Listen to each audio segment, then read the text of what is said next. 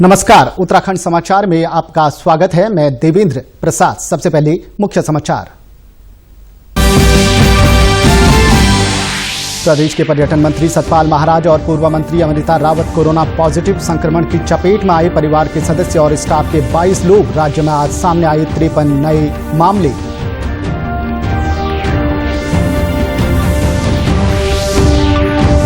अंतर्राज्यीय परिवहन के लिए अब पास की जरूरत नहीं। लॉकडाउन खोलने के लिए 8 जून से शुरू होगा पहला चरण। होटल, रेस्तरां, पूजा स्थल और मॉल्स खुलेंगे। कंटेनमेंट जोन में 30 जून तक नहीं मिलेगी राहत। आईसीएमआर ने कोरोना संक्रमण का पता लगाने के लिए राज्यों को दिए एंटीबॉडी टेस्ट शुरू करने की सलाह। मीडिया कर्मियों और सुरक्षा से जुड़े कार्मिकों समेत खास वर्ग की सैंपलिंग पर रहेगा जोर।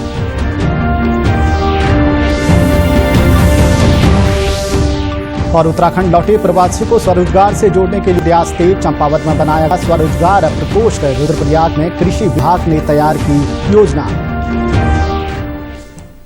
अब खबरें विस्तार से। उत्तराखंड के पर्यटन मंत्री सतपाल महाराज की कोरोना जांच रिपोर्ट पॉजिटिव आई है। उनकी पत्नी पूर्व मंत्री अमृता रावत की कोरोना संक्रमित होने के बाद महाराज समेत 44 लोगों के सैंपल जांच को लिए गए थे। आज शाम महाराज और उनके परिवार और साथ ही उनके स्टाफ के 22 सदस्यों की जांच रिपोर्ट पॉजिटिव आई है। इनमें से कुछ सैंपलों की दोबारा से जांच की जा रही है। महाराज की पत्नी और पूर्व मंत्री अमृता रावत की जांच रिपोर्ट बीती रात पॉजिटिव आने के बाद उन्हें ऋषिकेश एम्स में भर्ती कराया गया है। वहीं महाराज यहां एक होटल में क्वारंटीन किए गए थे। आपको बता दें, पर्यटन मंत्री सतपाल महाराज 2 दिन पूर्व मुख्यमंत्री त्रिवेंद्र सिंह रावत की अध्यक्षता में हुई कैबिनेट की बैठक में भी शामिल हुए थे। इससे पहले आज दोपहर 2 बजे तक कोरोना संक्रमण के 53 नए मामले सामने आए थे। इनमें सर्वाधिक 25 मामले देहरादून जनपद के थे। केंद्रीय गृह मंत्रालय ने कंटेनमेंट क्षेत्रों से बाहर के इलाकों में प्रतिबंधित गतिविधियां चरणबद्ध तरीके से फिर खोलने के बारे में नए दिशा निर्देश जारी किए हैं। कंटेनमेंट क्षेत्रों में राष्ट्रव्यापी लॉकडाउन 30 जून तक बढ़ा दिया गया है। नए दिशा निर्देशों के अंतर्गत पहले चरण के दौरान अगले महीने की 8 तारीख से पूजा स्थलों, होटलों, रेस्तराओं और शॉपिंग मॉल्स में लोगों के प्रवेश की अनुमति होगी। दूसरे चरण में राज्यों और केंद्र शासित प्रदेशों से सलाह के बाद स्कूल, कॉलेज, शैक्षिक प्रशिक्षण और कोचिंग संस्थानों के खोलने पर विचार किया जाएगा। राज्य सरकारें और संघ शासित प्रदेश प्रशासनों को सलाह दी गई है कि वे संस्थानों और अभिभावकों तथा अन्य संबद्ध पक्षों के साथ सलाह मशविरा कर नए दिशा निर्देशों के अनुसार देश भर में केवल कुछ ही गतिविधियों पर प्रतिबंध रहेगा। इनमें अंतर्राष्ट्रीय विमान यात्रा, मेट्रो रेल का परिचालन, सिनेमा हॉल, जिम, तरणताल, मनोरंजन पार्क, रंगमंच, बार और सभागार तथा अन्य इसी तरह के स्थल शामिल हैं। सामाजिक, राजनीतिक, खेल, मनोरंजन, साहित्यिक, सांस्कृतिक, धार्मिक और अन्य भीड़ वाले सम्मेलन भी प्रतिबंधित होंगे। तीसरे चरण में स्थिति का आकलन करने के बाद इन गतिविधियों को खोलने की तिथि के संबंध में निर्णय किया जाएगा। नए दिशा निर्देशों में कहा गया है कि 2 राज्यों के बीच और राज्य के भीतर व्यक्तियों और वस्तुओं के आवागमन पर कोई प्रतिबंध नहीं होगा। इनकी गतिविधियों के लिए किसी अलग अनुमति, अनुमोदन या ई पास की जरूरत नहीं होगी। केंद्र सरकार ने 1 से 30 जून तक के लिए लॉकडाउन के 5वें चरण का ऐलान किया है। इसमें कंटेनमेंट जोन को छोड़कर अन्य क्षेत्रों में 8 जून से कई रियायतें दी जाएंगी। धार्मिक स्थल, शॉपिंग मॉल, होटल, रेस्तरां 8 जून से खुल सकेंगे। गृह मंत्रालय ने अनलॉक 1 से लॉकडाउन खत्म करने की शुरुआत कर दी है, जो 3 चरणों में पूरी होगी। 8 जून से शुरू होने वाले पहले चरण को अनलॉक 1 नाम दिया गया है। अंतर्राज्यीय परिवहन पर लगी रोक को भी हटाया जा रहा है। इसके बाद अब लोग बिना अनुमति के एक से दूसरे राज्य में आ जा सकेंगे। वहीं केंद्र सरकार की ओर से दी जा रही छूट से व्यापार और उद्योग जगत में उत्साह है। इंडस्ट्रीज एसोसिएशन ऑफ उत्तराखंड का कहना है कि सरकार के फैसले से उद्योगों को काफी लाभ होगा। अंतर्राज्यीय परिवहन पर रोक हटाए जाने से श्रमिकों को आसानी से लाया जा सकेगा, जिससे उत्पादन में तेजी आ सकेगी। मेरा मानना ये है कि कुछ हमें दिक्कतें आ रही थी अपने कामगारों को, जो स्किल मैन पावर है जो दूसरे स्टेट्स में थी या दूसरे डिस्ट्रिक्ट्स में थी, उनको अब लाने में हम लोगों के लिए सहूलियत हो जाएगी, आसान हो जाएगा। तो मैं समझता हूँ कि इससे जो है इंडस्ट्री जो प्रॉपर्ली नहीं चल पा रही थी या हमारे को माल भेजने या लाने में दिक्कतें आ रही थी, वो उन सब चीज़ों को, उन दिक्कतों को एड्रेस करने में इससे मदद मिलेगी। और साथ साथ मैं समझता हूँ कि कुछ हमारी रिस्पॉन्सिबिलिटीज भी बढ़ी हैं, उनको हमें जो नए SOPs आने वाले हैं उनको जो है स्ट्रिक्टली फॉलो करना पड़ेगा, क्योंकि अब जिम्मेवारी सरकार ने हमारे ऊपर डाली है कि आपको अपने आप को किस तरीके से बचाना है, उसके लिए आपको मेहनत करनी पड़ेगी। वहीं व्यापार वर्ग ने भी छूट का स्वागत किया है। उद्योग व्यापार प्रतिनिधिमंडल का कहना है कि अनलॉक 1 में नई गाइडलाइंस से शॉपिंग मॉल, होटल, रेस्तरां खुल सकेंगे, जिससे काफी लाभ होगा। आगे का भी जो माइंडसेट केंद्र सरकार ने दिया है, ये जो भ्रमण से और आवागमन से और एक दूसरे से की जगह से स्थान से शिफ्टिंग से जो लॉस हो रहा है और ज़्यादातर लोगों को क्वारंटाइन भेजा जा रहा है या पॉजिटिव आ रहे हैं, ये एक सामयिक है। परंतु इससे बिना घबराए हमें अपने व्यापारों को भी व्यवस्थित करना है। अभी 2 दिन पहले 7 बजे, सवेरे 7 बजे से शाम के 7 बजे तक का समय कर दिया गया। हालांकि ये दरिया दिली से किया गया, बल्कि व्यापारी तो ये चाहता था कि इसे 9 से 5 किया जाए। उसके बावजूद राज्य सरकार ने, केंद्र सरकार ने बड़ा मन करके, हौसला करके और ये मन भी दे रहे हैं कि आगे आगे वो इसके साथ, कोरोना के साथ चलते हुए खुला माहौल बनाएंगे।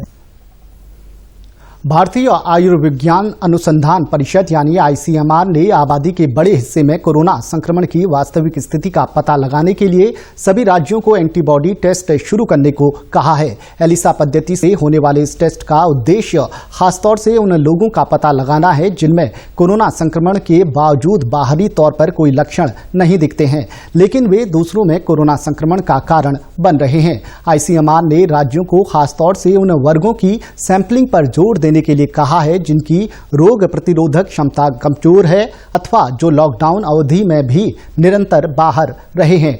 इनमें विभिन्न रोगों से ग्रस्त लोग, कंटेनमेंट जोन में रहने वाले लोग, health care workers, security personnel, police, paramilitary, civil defence के वॉलंटियर्स, फील्ड में सक्रिय मीडियाकर्मी, ग्रामीण और आदिवासी आबादी, औद्योगिक श्रमिक आबादी शामिल है। कुमाऊं के नवनियुक्त आयुक्त अरविंद सिंह हयांकी ने आज रामनगर पहुंचकर विभिन्न क्वारंटीन सेंटरों का निरीक्षण किया। उन्होंने अधिकारियों को निर्देश दिए कि शासन की गाइडलाइन का पालन करते हुए कोरोना संक्रमण की रोकथाम के लिए हर संभव प्रयास करें। साथ ही उन्होंने क्वारंटीन सेंटरों में साफ सफाई रखने, खाने की व्यवस्था को दुरुस्त रखने के निर्देश भी दिए हैं। मंडलायुक्त ने बताया कि कुमाऊं में आ रहे प्रवासियों की टेस्टिंग और क्वारंटाइन सेंटर में रखने की पूरी व्यवस्था की गई है। इसके साथ ही कोविड के सेंटर भी बढ़ाए जा रहे हैं। कोविड केयर सेंटर्स को भी डेवलप करना है, जिसके लिए आपको यहाँ जिला प्रशासन ने बताया होगा कि यहाँ पर भी CCC डेवलप करने की प्रक्रिया हो रही है, क्योंकि अब अगर पॉजिटिव के केसेस नंबर बढ़ेंगे तो हर किसी को सुशीला तिवारी वगैरह जैसी जगह पर नहीं ले जाया जा सकता। उनको स्टेज 1, स्टेज 2 तक अभी लोकल लेवल पे मैनेज करने के बारे में भारत सरकार के निर्देश हैं, जिनको सिम्टम डेवलप नहीं होते हैं लेकिन पॉजिटिव हैं। उसी दिशा में अब आपने सुना भी होगा कि अल्मोड़ा में, बागेश्वर में, पिथौरागढ़ में, वहाँ भी अब वैसे पेशेंट्स रखे जा रहे हैं जिनको सिम्टम नहीं है, भले वो पॉजिटिव आ रहे हैं। तो इसलिए अब वैसे कोई चिंता करने की बात नहीं है। इतने क्वारंटीन सेंटर्स और ज़्यादा आइडेंटिफाई कर लिए गए हैं और CCC और जिलों में डेवलप हो रहे हैं, मैनेजेबल है, अंडर कंट्रोल है। लॉकडाउन के चलते अपने घर गांव लौटे प्रवासियों को रोजगार से जोड़ने के लिए सरकार कई तरह के कार्यक्रम शुरू कर रही है। सरकार का प्रयास है कि उत्तराखंड लौटकर आ रहे प्रवासियों को रोजगार से जोड़ा जाए। इसी सिलसिले में चंपावत जिला प्रशासन ने स्वरोजगार प्रकोष्ठ की स्थापना की है। प्रकोष्ठ के तहत ग्राम विकास, उद्योग, पर्यटन, सेवा योजन, कृषि उद्यान, बैंक सहित 8 विभागों को जोड़कर एक समूह बनाया गया है। जिले में इसके लिए हेल्पलाइन भी बनाई गई है। चंपावत जिला विकास अधिकारी संतोष कुमार पंत का कहना है कि ऑनलाइन मैनुअली सर्वे करके नोडल अधिकारियों के माध्यम से नाई पंचायत स्तर पर घर लौटे प्रवासियों के कौशल का डाटा तैयार किया जा रहा है। इन लोगों को रोजगार से जोड़ने का प्रयास किया जाएगा, साथ ही इन्हें स्वरोजगार के लिए भी प्रेरित किया जाएगा। इसके साथ ही प्रवासियों को हेल्पलाइन नंबर 05965230881 और 8126360465 के माध्यम से भी पंजीकृत कर रोजगार संबंधी विभिन्न जानकारियां उपलब्ध कराई जाएंगी। मुख्यतया जो है उनका एक तो सर्वे करके उनका डेटाबेस तैयार हो रहा है ऑनलाइन लिंक के माध्यम से, और दूसरा मैनुअली भी किया जा रहा है। इसके अलावा जो जनपद स्तर पे हर ग्राम पंचायत के लिए एक नोडल बनाया गया है, ग्राम पंचायत नोडल, और एक न्याय पंचायत नोडल बनाया गया है। न्याय पंचायत नोडल के लिए उनको भी प्रपत्र दिए गए हैं, और वो भी जो गांव में जा रहे हैं तो वहाँ पे क्वारंटीन सेंटर में या गांव में जो लोग हैं उनका डाटा कलेक्ट कर रहे हैं, उनकी शैक्षिक योग्यता और क्या कोई उनका कौशल है उस सबका डाटा भी लिया जा रहा है। और इसके अलावा जो जनपद में जो विकास भवन में कंट्रोल रूम है उसमें एक स्वरोजगार प्रकोष्ठ की भी कल यानी कि 29/5 से शुरुआत की गई है, जिसमें 8 विभाग उसमें रखे गए हैं। रुद्रप्रयाग जिले में लौटे करीब 16,000 प्रवासी अब कृषि, बागवानी और पशुपालन के क्षेत्र में रोजगार की संभावनाएं तलाश रहे हैं। इसके लिए कृषि ने विशेष कार्य योजना तैयार की है। मुख्य कृषि अधिकारी SS वर्मा का कहना है कि मंडुआ और चौलाई जैसे स्थानीय उत्पादों को बढ़ावा देने पर खास जोर दिया जा रहा है। इसके जरिए बेरोजगारों को स्वरोजगार से जुड़ने के अवसर मिलेंगे। जैसा कि हमारे जनपद रुद्रप्रयाग में लगभग जो है 15-16 हजार के आसपास जो यहाँ के प्रवासी जो है यहाँ पहुँच चुके हैं। उन प्रवासियों के लिए उनकी जमीन पहले से बंजर पड़ी हुई थी, तो उसके लिए कृषि विभाग एवं जिला प्रशासन के द्वारा विशेष कार्यनीति तैयार की गई है। हमारा चिन्हीकरण का कार्यक्रम हो चुका है। इस चिन्हीकरण के अंतर्गत जो है कौन सी फसलें होनी है उसके लिए जो है हमारी कार्य योजना बन चुकी है। जैसे कि हमारी बचनसू क्षेत्र है, तो बचनसू क्षेत्र में हमारी 2 न्याय पंचायत आती हैं, एक पीपली और पौड़ीखाड़। तो पीपली और पौड़ीखाड़ के लिए स्पेशली दलहन क्षेत्र के लिए जो है चिन्हित किया गया है। यहाँ के सभी किसानों को हम दलहन की जो है खेती कराएंगे। उधर उद्यान विभाग भी बागवानी और सब्जी उत्पादन की ओर प्रवासियों को प्रेरित करने के उद्देश्य से कार्य योजना बना रहा है। पूरे जिले में क्लस्टरों का निर्माण किया है, जिसमें सब्जी उत्पादन, कीवी, सेब, कटहल, इस तरह के विभिन्न जो है क्लस्टर बनाए गए हैं। अब उन क्लस्टरों को एल्टीट्यूड के हिसाब से क्रॉप्स का निर्धारण 2-4 दिन में कर लिया जाएगा, और इसमें मनरेगा के द्वारा भी जो है कन्वर्जेंस किया जाएगा। वहीं कई प्रवासी युवाओं ने इस क्षेत्र में काम करना भी शुरू कर दिया है। मनी ऑर्डर अर्थव्यवस्था हमारी होती थी, लेकिन अब क्या हो गया, लोग बाहर पलायन कर चुके हैं, तो पीछे से धीरे धीरे वो अपने बच्चे, अपनी फैमिली को शिफ्ट किए, जिससे कि यहाँ पे रहने हमारी कृषि पूरी तरह से नष्ट हो चुकी। हमारे यहाँ पे बहुत सारे युवा कृषि पे कार्य कर रहे हैं, बहुत अच्छा पैसा वो कमा रहे हैं। अब सरकार पे डिपेंड करता है कि वो उन लोगों को कैसी बसाने के लिए या उन लोगों को रोजगार देने के कैसी नीतियां बनाती है। तो ये सारी चीजें हैं, युवा बिल्कुल कर सकते हैं, और अगर इसके सकारात्मक प्रयास किए गए, युवाओं ने इसको अपनाया, सरकार ने नीतियां बनाई, तो हम निश्चित कह रहे हैं जितने लोग हैं वो बिल्कुल वापस नहीं जाएंगे, और उनकी देखा देखी जो दिल्ली, बॉम्बे और बाहर लोग हैं वो भी वापस आएंगे। ये बहुत मुश्किल नहीं है।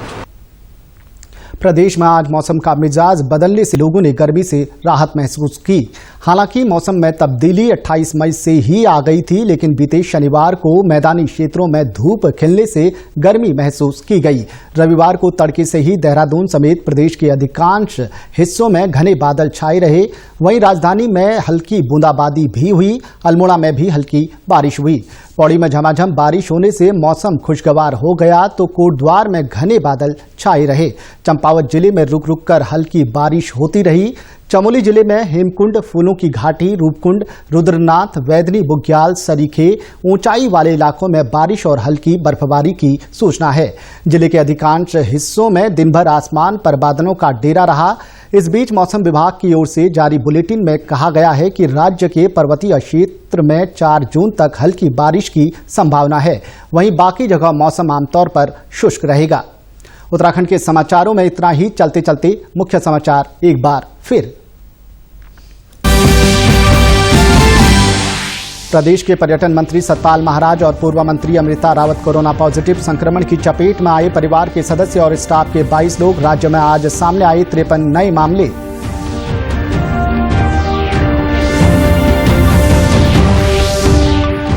अंतर्राज्यीय परिवहन के लिए अब पास की जरूरत नहीं। लॉकडाउन खोलने के लिए 8 जून से शुरू होगा पहला चरण। होटल, रेस्तरां, पूजा स्थल और मॉल्स खुलेंगे।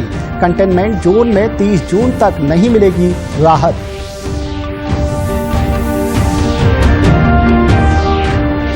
आईसीएमआर ने कोरोना संक्रमण का पता लगाने के लिए राज्यों को दिए एंटीबॉडी टेस्ट शुरू करने की सलाह। मीडिया कर्मियों और सुरक्षा से जुड़े कार्मिकों समेत खास वर्गों की सैंपलिंग पर रहेगा जोर।